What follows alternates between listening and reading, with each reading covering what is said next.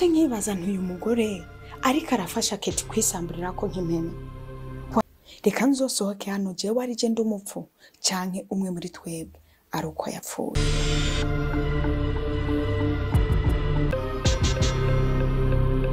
Umeze neza ariko?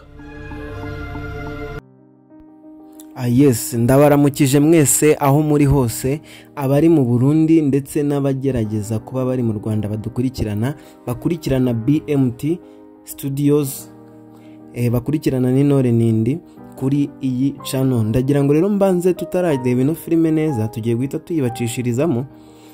Mbere yuko tuyireba mubanze wibuke gukanda subscribe, ushyire n'udutima twinshi muri comment kugira ngo twereke ko udukunda cyane kuko natwe turabakunda. Mbanze ntange n'itangazo ku muntu wese wifuza ko tumwugururira channel se cyangwa tumufungurira channel. Yesu ngo aratwandikira kuri WhatsApp yacu dusanzwe dukoresha kuko narayibahaye abo duheruka kurebana filime muri filime yari ihise. Okay, rero ndagira ngo mbanze mbabwire ibintu byabaye kuri Kantore, ibintu bigoye, ubuzima ari gucamo bugoranye, gusa aritegura kubivamo kuko urabona ko umupolisi yahageze akamutabara. Ese mbere yuko tugenda, murifuza ko Kantore atabarwa? Muramukunda se? None se murifuza ko byazagenda gute mu gice gikurikiye?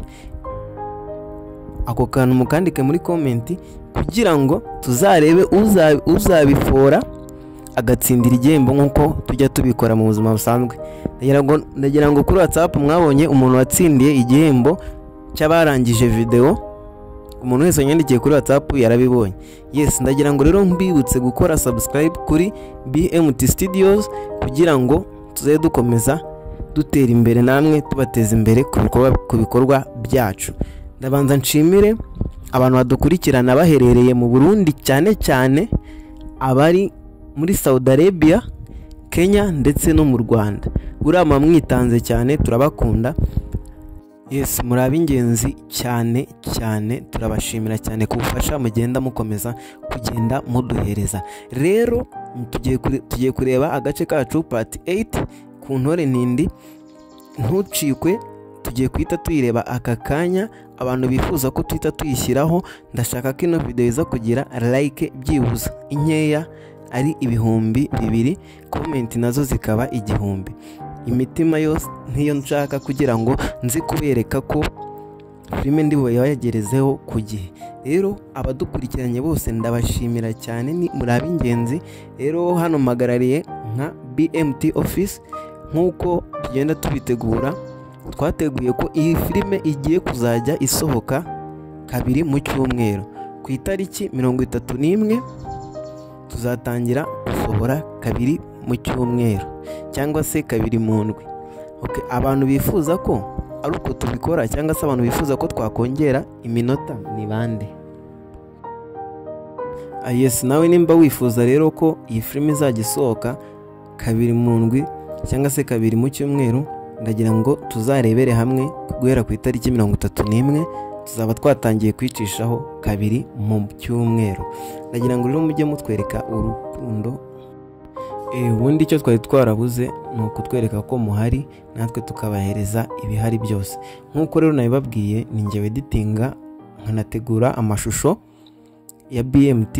Niyo mpamvu iyi channel ya BMT Studio nshaka ko tuyizamura twese kuko izajya inyuraho indi filime turi gutegura, izajya igaragaramo ibintu byinshi, izagaragaramo bari abasitari bose muzi bo muri Buja muzababona. Turababafitiye nkuko duhora tweditinga se, cyangwa ingi part 8 twasoje kweditinga.